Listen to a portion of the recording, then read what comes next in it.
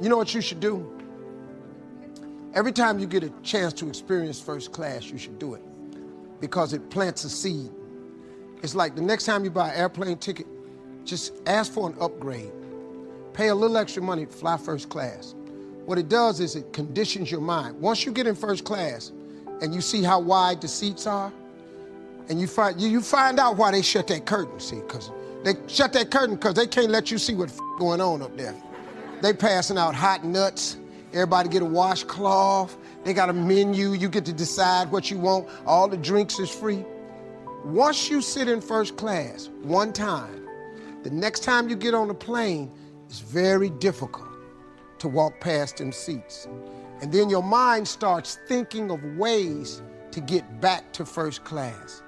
And guess what? That's what you start attracting to your life.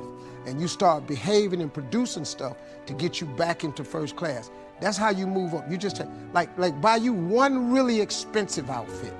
Just see how it fits. That shit is high for a reason. Don't think they down there just putting prices on. Buy a really expensive pair of shoes, ladies. Buy a really expensive purse one time. Just go on down there, buy the real Louis Vuitton that ain't ever on sale. Louis Vuitton don't even have sales. Just get you one. When you carry it, it changes your life. It will then cause your mind to subconsciously produce thoughts to get another one.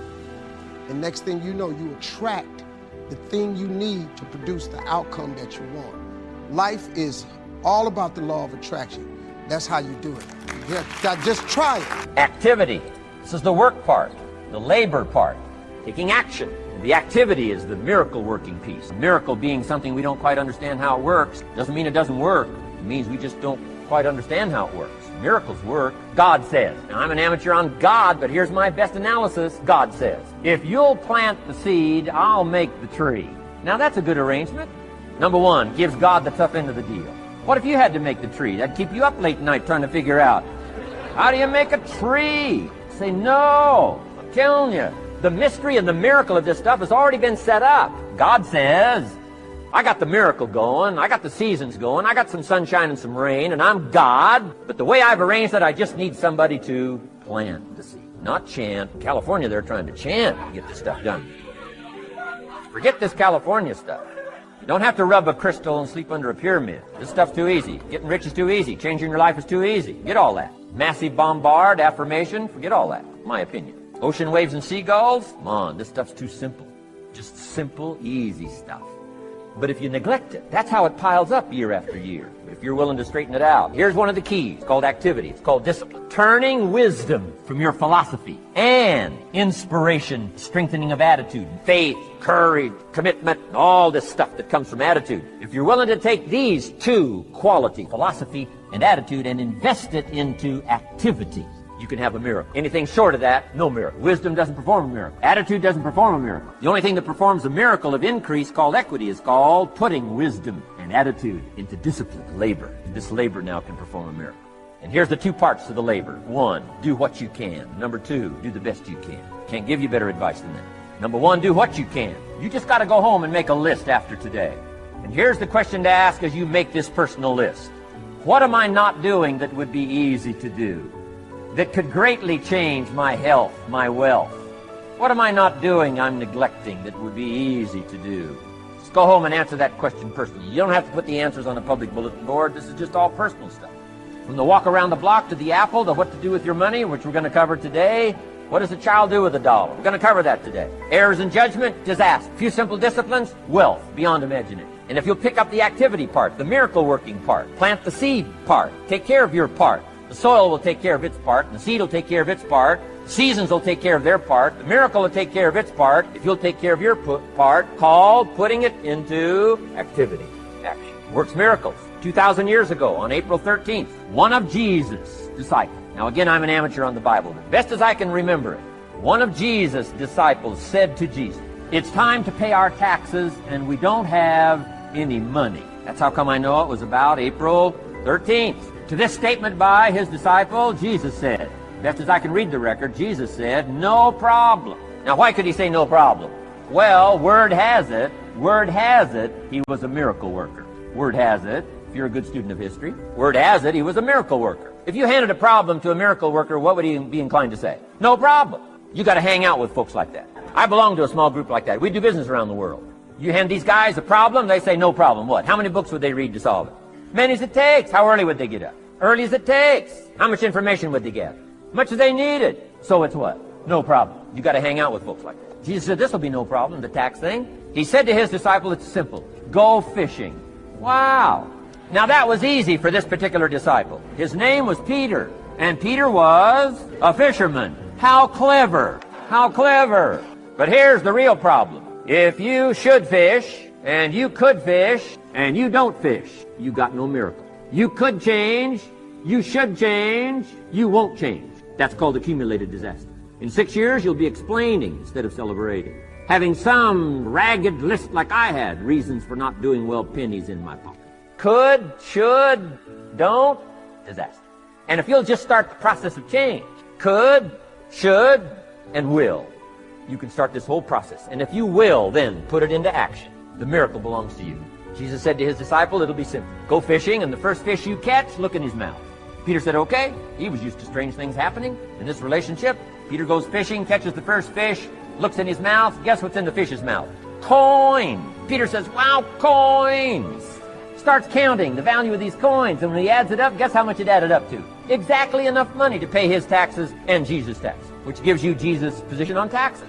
Now we call that what? A miracle. Only because we don't quite understand how it works. It doesn't mean it doesn't work. It simply means we don't quite understand how it works. Here's how you get a miracle going for your life. Number one, do what you can. Get a list of the stuff you could do and you haven't done, postpone, and start cleaning that up.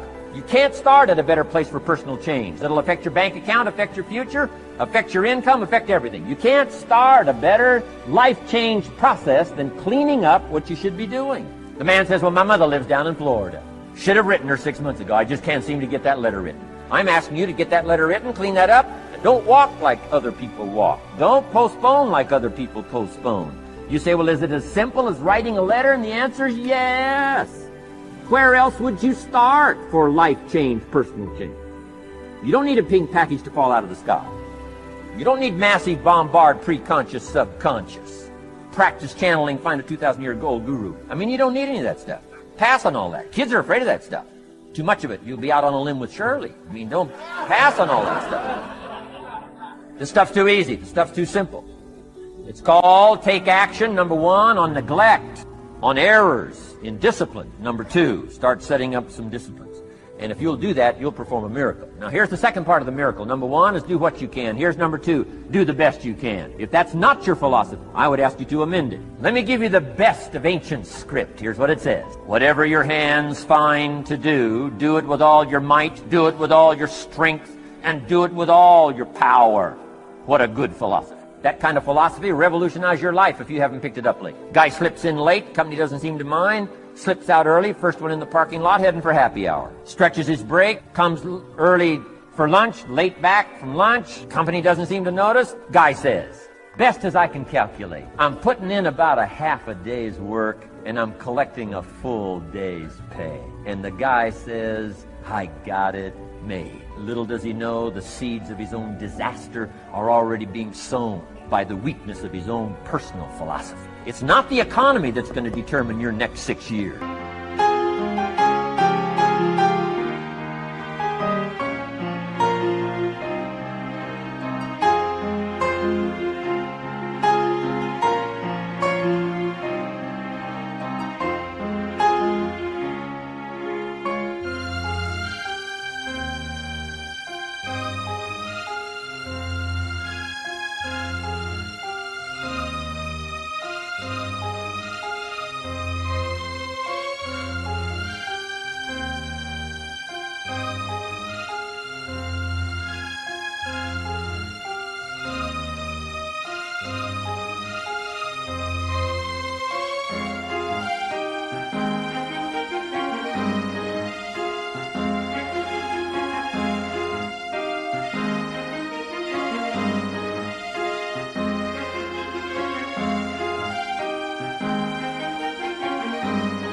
It's your philosophy about labor and about activity and about miracle and soil and seed and sunshine and rain and the economy and the banks and the money and the companies and the schools and what's going on. It's your philosophy and your attitude, and then your ability to take action. All of that we call the process of life change, miracle working. Let's get to work. You are beautiful. I'm so excited to be here. I'm very honored to be invited here by a man that I consider an icon when it comes to personal empowerment, a man who is truly a Renaissance man who's ahead of his time and having the vision and the dream to create a Woodstock of the mind. He's making history. T. Harvey Eckert, let's give him a round of applause. Let's give it to him. Thank you so very much. Yes. And I consider him a personal coach, an example of what we all can be when we make up our minds of living from our greatness as opposed to our fears. How many of you have some major goals you'd like to achieve? Raise your hands, please. Very good. I like to ask that question. There's no saying that says, if you aim at nothing in life, you hit nothing dead on the head. I've been looking at my life and reflecting on my life because 10 years ago, I was diagnosed with prostate cancer. I stand before you because of God's grace and mercy and faith, and knowing that as we work together, as we believe in the possibilities of the fact that healing takes place first within, then without, the possibility is unlimited of what we can do. I'm going to do a national tour called You Are More Powerful Than Cancer. One of the things I think doctors should never tell anyone they're terminally ill. I think what they should say is that my knowledge and ability to help you has terminated.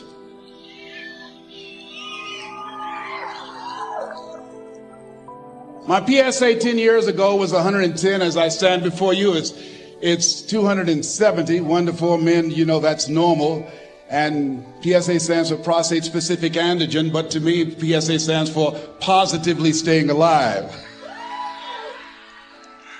I was reflecting on my life during the time when I received 238 radiation seed implants. And as I looked at my life, I asked myself a question. And I want to ask you a question. How many of you know if you had your life to live over again, you could have done more than what you've done thus far? Raise your hands, please. Now, that proves the point of what we do, what we accomplish, what we produce in life is only a tip of the iceberg of what's possible for us. I want you to think about some major goals that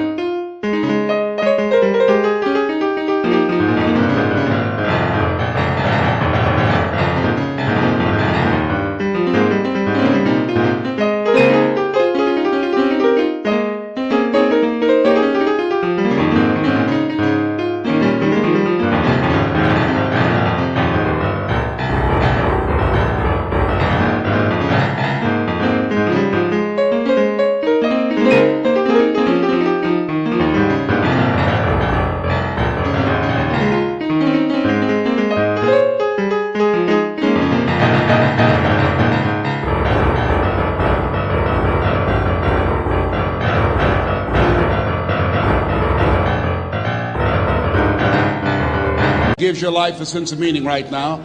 And as you're thinking about that, I want you to shake someone's hand on your right and your left and around you. Look them in the eyes and say with conviction, you have something special. Do that quickly now, please. Tell them you have something special. Yes. So now, I want you to join me right now. I want you to think about some major goal that you'd like to achieve. Something that gives your life a sense of meaning. Something that will give your life a sense of purpose and direction. You know, I'm always looking for new ways to explain the power of the 5-second rule and the power of 5-second decisions. And I read something that Tim Ferriss said that really resonated with me. And he had this one line buried in a podcast somewhere that just jumped out, and it's stuck. And what he said is, he said something about how there's a gap between the world and the things that trigger you and your response. You can increase your productivity and move closer towards your goals just by managing what you are doing and when you are doing it. So why then do people choose to kill time? This is quite literally letting time pass you by instead of taking advantage of it. Killing time is a vicious cycle. What starts as a short break, browsing online, can turn into hours wasted. It feeds your lack of action and interrupts your workflow. When you find yourself in one of these situations, scrolling the internet aimlessly, stop for a second and think about what you aren't accomplishing. The more you procrastinate, the longer it will take for your task to really get done. Sometimes a task seems so daunting, you don't want to get started. You come up with a random thing or things to do, wasting your time instead of knocking this one task out. I've been there too. In my book, Eat That Frog, I talk about eating your ugliest frog first. Tackle the hardest thing on your to-do list, or the thing that is hanging over your head, and get it done first. It takes discipline to accomplish the hardest task first, but it is a habit that will increase your levels of performance and productivity. Sometimes you have to ignore how you feel and just get started. Nobody wants to start a difficult task, but successful people put their heads down and just do it.